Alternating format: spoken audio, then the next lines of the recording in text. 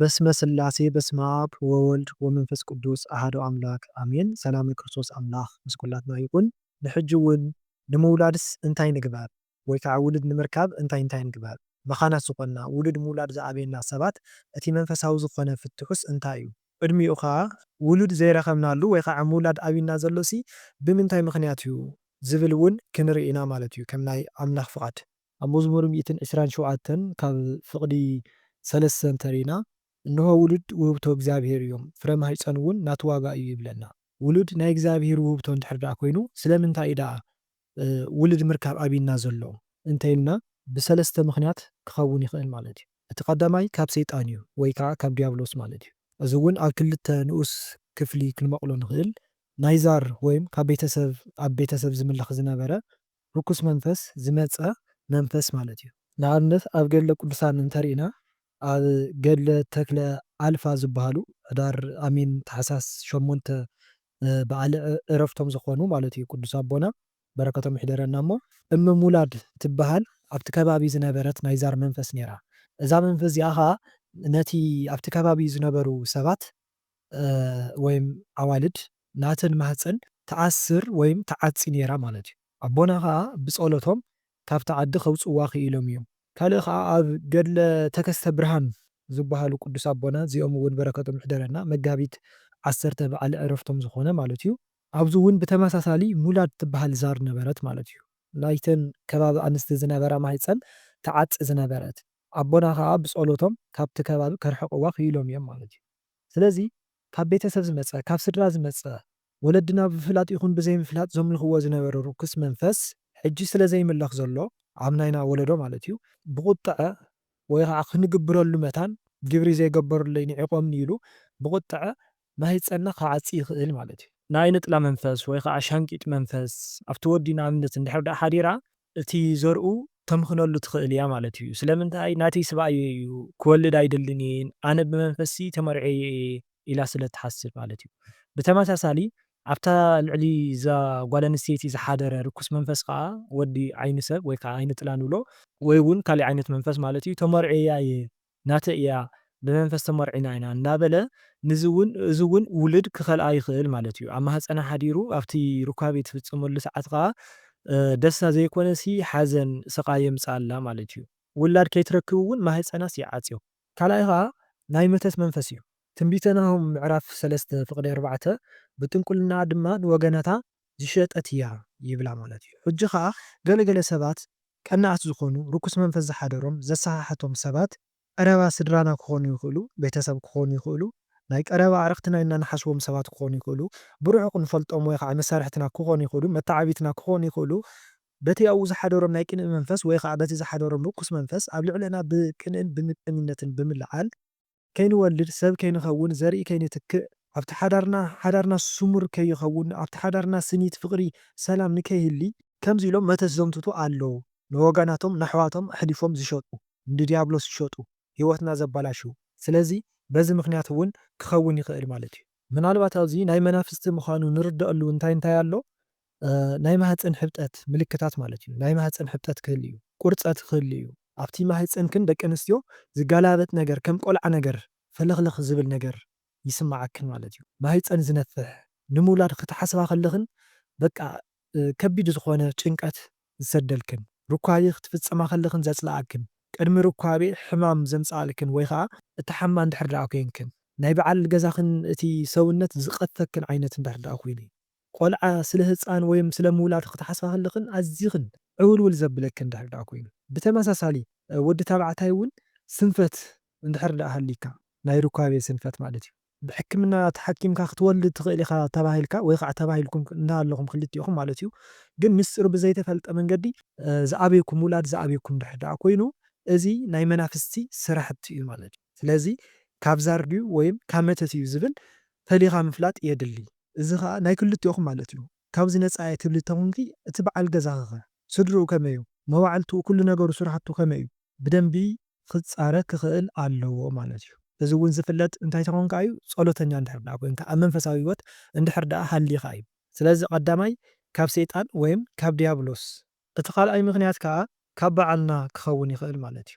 እዚ ማለት ቅድሚ ሕጂ ግፍዒ ዝሰርሕናዮ እሞ ከዓ ዘይተነሳህናሉ እንተሃልዩ ክፉእ ዝኾነ ሓሳባት ክፉእ ዝኾነ እንታይ እዩ ዝብሃል ፀባይ እንድሕር ደኣ ሃልዩና ዘርእኻ ኣብ ዘይኮነ ቦታ ምፍሳስ እንድሕር ደኣ ሃልዩ እዚ ማለት ግብሪ ሕቡእ እንዳፈፀምካ ብቐዲኡ ዘርእኻ ምብታን ማለት እዩ።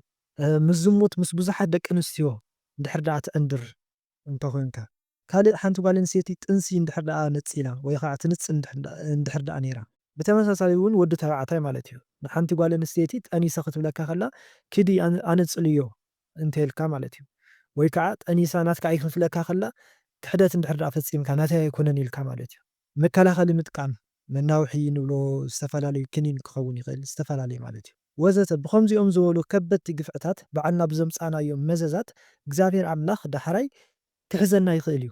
እቲ ሳልሳይ ምክንያት ከዓ ካብ ኣምላኽ እውን ክኸውን ይኽእል እግዚኣብሔር ኣምላኽ ንሱ ባዕሉ እዩ ማህፀን ዝፈትሕን ዝዓፅውን ማለት እዩ። ንኣብነት ኣብ ቀዳማይ ሳሙኤል ምዕራፍ 1 ፍቕዲ 5 እንተሪእና ንሃና ግና እግዚኣብሔር ማህፀናት ዓፅዩ እኳ እንተነበረ ስለ ዝፈትዋስ እፅፊ ገይሩ ግዳኣ ሃባ ብተመሳሳሊ እውን ዘፍጥረት 29 ምዕራፍ 29 ፍቕዲ 31 እንተኸይድና እግዚኣብሔር ከዓ ልያ ከም ዝተፀልአት ርዩ ማህፀና ከፈተላ ራሄል ግና መኻን ነበረት ይብለና። ስለዚ እግዚኣብሔር ኣምላኽ ኩሉ ኣብ ኢዱ እዩ ማህፀን ዝኸፍት ንሱ እዩ ማህፀን ዝዓፁ ንሱ እዩ ማለት እዩ እና እግዚኣብሔር ኣምላኽ ብሰለስተ መንገዲ ማህፀና ክዓፂ ይኽእል ማለት እዩ። ካልኦት ብዙሓት ምክንያታት እውን ክህልው ይኽእሉ ግን ንክንመሃሃረለን ኢለ ዘምፃኹ እውን ሰለስተ ነጥብታት ኣለዋ። እቲ ቀዳማይ እንታይ ክኸውን ይኽእል ንኣብነት ትዕግስቲ ዘለዎም ኣብ ጸሎት ዘለዉ ኣብ መንፈሳዊ ሂወት ዘለዉ ሰብኣይን ሰበይትን ውሉድ እንድሕር ደኣ ኣብይዎም እግዚኣብሔር ኣምላኽ ንኣብነት ክጥቀመሎም ስለ ዝደሊ ወይም ስለ ዝደለየ እዚ ማለት መብዛሕትኡ ሰብ ወይ መብዛሕትና ናይ ጎረቤትና ናይ ቀረባ ንፈልጦም ሰባት ናይ ስድራና ናይ ኣዝማድና ሂወት ኢና ንርኢ ማለት እዩ። ኣብቲ መፅሓፍ ቅዱስ ብዙሕ ታሪክ እንዳሃለወ ንኣብነት ናይ ኤልሳቤጥ ኣዶ ዮሃንስ ከምኡ እውን ናይ ኣዴና ድንግል ማርያም ኣቦኣና ኣዴኣን ኢያቄም ሐና ከምኡ እውን ናይ ኣዴና ሳራ ብዙሕ ዋላ እውን እንተሃለወ ግን ከም ትክክል ከም ዝኾነ መሲሉስ ኣይስማዓናን እዩ ብምርኣይና ንኣምን ማለት እዩ። ስለዚ እግዚኣብሔር ኣምላኽ ነዞም ሰባት እዚኦም ብዞም ትዕግስቲ ዘለዎም ኣብ መንፈሳዊ ሂወት ዘለዉ ሰባት ውሉድ ክኸልኦም ይኽእል ስለምንታይ ኣብነት መታን ክኾንና እንእከለ እኮ ክንዲዚ ዓመት እዮም ተፀሚሞም ድሕሪኡስ እግዚኣብሔር ባሪኽዎም ብውሉድ ባሪኽዎም ውሉድ ረኺቦም ንሕና እውን እሲ ከምኦም ክበና ኮይ ሓደ መዓልቲ ኢሉ ኩሉ ሰብ እቲ ዝፈልጦም ሰባት ይኹን ካልእ ሰብ ተስፋ መታን ክገብር እቶም ሰባት ንሶም ኣብነት መታን ክኾንዎም ኢሉ ከምኡ ክገብር ይኽእል ማለት እዩ። ካልኣይ ከዓ ከማይ እንድሕር ደኣ ኮይንኩም እንተተፀጊምና ስለ ፀገምና ዝፅግመና ነገር ስለ ዘለና ሕንቂ ሕንቅሊተይ ዝኾነና ነገር ስለ ዘለና ኢና ናብ ኣምላኽ ቀሪብና ዘለና ስለዚ ኣምላኽ ከዓ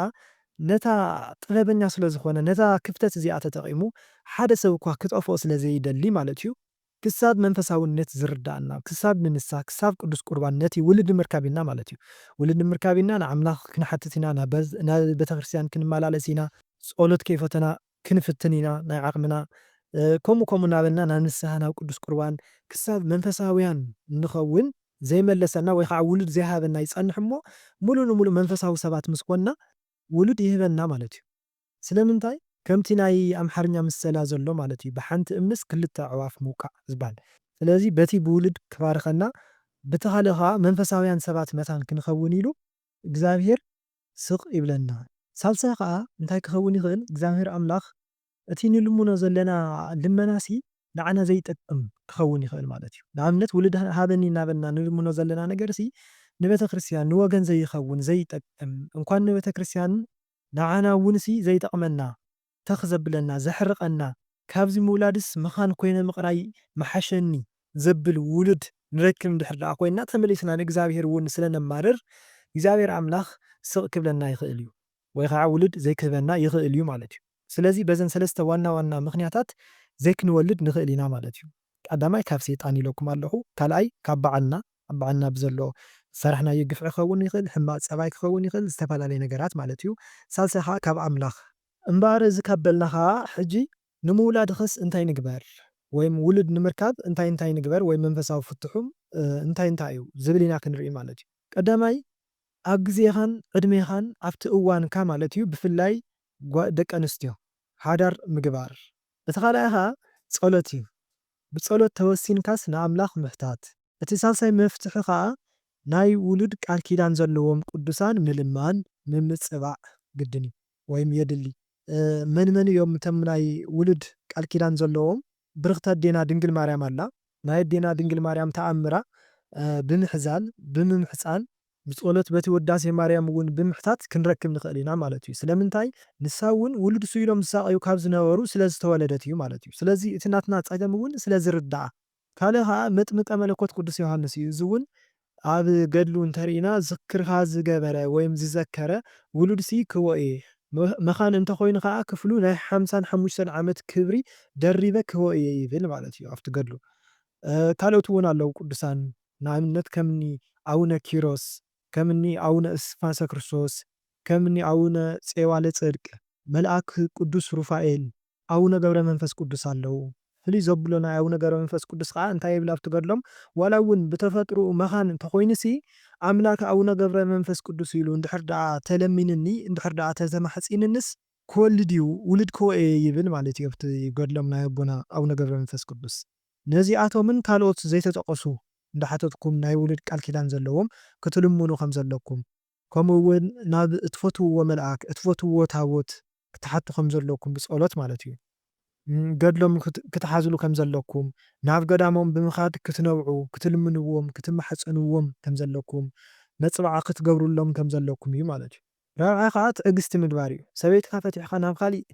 ንውሉድ ኢልካ ናብ ካሊእ ምኻድ ዘይኮነሲ ከም ኣቦና ቅዱስ ዘካርያስ ካህንን ከም ኣዴና ቅድስቲ ኤልሳቤጥን ክንጸንዕን ክንዕገስን ኣለና ክሳብ እርጋኖም ዝተዓገሱ ኣቦታትና ኣቦናን ኣዴናን ማለት እዩ ኣንስቲ ካብ ዝወለደኦ ዘበለ ኩሉሲ ንዮሃንስ መጥምቅ ዝመስል የለን ኢሉ ኣምላኽ ዝመስከረሉ ከምኡ ዝበለ ውሉድ ክበና እዩ ሓደ ኮይኑ ልዕሊ 7 ልዕሊ 10 ሰባት ልዕሊ 1000 ሰባት ዝኾነ ቅዱስ ዝኾነ ንጹህ ዝኾነ ሰብ ክበና እዩ ማለት እዩ ወይ ከዓ ውሉድሲ ክበና እዩ እና ብትዕግስቲ ጌርና ንኣምላኽ ክንሓትት ከም ዘለና ትዕግስቲ ክንገብር ከም ዘለና ማለት እዩ ሓምሻይ ፀበል ምጥማቕ ብፍላይ ከዓ ካብቶም ቅድም ክብል ዝረኣናዮም ምክንያታት ናይ ሰይጣን እንድሕር ደኣ ኮይኑ ከምኒ ዓይነ ጥላ ዛር መተት ዝኣመሰሉ እንድሕር ደኣ ኮይኖም ማህፀና ዓፅዮሞ ዘለዉ ማለት እዩ ወይ ከዓ ናይቲ ወዲ ዘርኢ ዘምኽኑ ዘለዉ ንሳቶም እንድሕር ደኣ ኮይኖም ብፀበል ኢና ክነውፆም ንኽእል ማለት እዩ ስለዚ ፀበል ከዓ ብተደጋጋሚ ዝኾነ ንውሕ ዝበለ ግዜ ወሲድና ፀበል ክንጥመቕ ክንኽእል ኣለና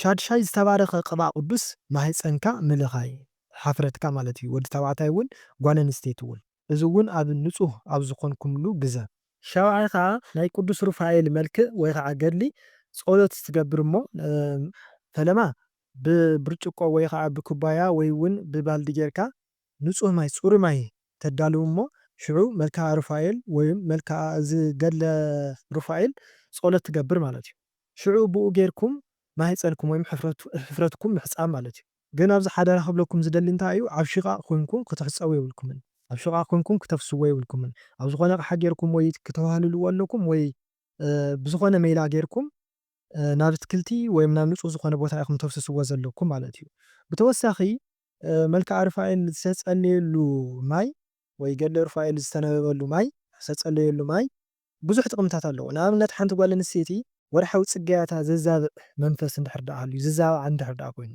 ሓደ ወዲ ተባዕታይ ግብረ ሕቡእ ዝፍጽም እንድሕር ደኣ ኮይኑ ናይ ማህፀን ጨና ዘጋጥማ ወይም ዘለዋ እንድሕር ደኣ ኮይኑ ብህልመ ሌሊት ሓደ ወዲ ዝሳቐ ወይም ዘጋጥሞ ብተደጋጋሚ ዘጋጥሞ እንድሕር ደኣ ኮይኑ በቃ ብሓፂሩ ምስ ማህፀን ዝተተሓሓዘ ነገር ካንሰር ክኸውን ይኽእል ኩሉ እዚ የወግድ ማለት እዩ ብኡ ጌርካ በቲ ማይ ጸሎት ጌርካ ምሕፃብ ቅዱስ ሩፋኤል ኣቦይ እዚ ግበረለ ህልመ ሌሊት ዘብለት እንተኮይኑ ካብቲ ህልመ ሌሊት ኣርሕቐኒ ኢሉ ማህፀነ ዝተዓፀየ እንድሕር ደኣ ኮይኑ ከዓ ቅዱስ ሩፋኤል ኣቦይ ማህፀነ ክፈተለ ኢላ ባሪኻ ብስም ስላሴ እፍ ኢላ ማለት እዩ ብቅዱስ ሩፋኤል ኢላ ባሪኻ ክትሕፀቦ ክትኽእል ኣለዋ እቲ ማህፀና እቲ ወዲ ተባዕታይ እውን እቲ ሕፍረቱ ማለት እዩ ካልእ እውን ጥንሲ እንድሕር ደኣ ኮይና ጥንሲ ዘለዋ ወይም ርግዚ ዘለዋ ኣደ እንድሕር ደኣ ኮይና ከዓ እቲ ጥንሳ ብሾተላይ መልክዕ መናፍስ ከየጥፍእዎ ከየንጹልላ ማለት እየ እቲ ትወልዶ ቆልዓ ከዓ ብሩኽ ዝኾነ ቅዱስ ዝኾነ ናይ እግዚኣብሔር መንፈስ ዘለዎ ኮይኑ ንኽውለድ ኦቲዝም ዝኾነ አንደበቱ ኮልተፍተፍ ዝብል ወይም ምዝራብ ዘይኽእል ኮይኑ ኣካለ ጎደሎ ኮይኑ ንኸይውለድ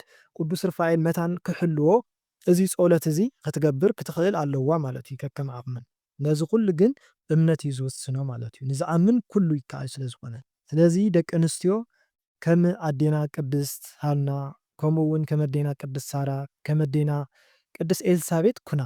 ደቂ ተባዕትዮ ከዓ ከም ኣቦና ቅዱስ ያዕቆብ ክትኾኑ ኣለኩም ማለት እዩ። ያዕቆብ እንታይ እዩ ገይሩ?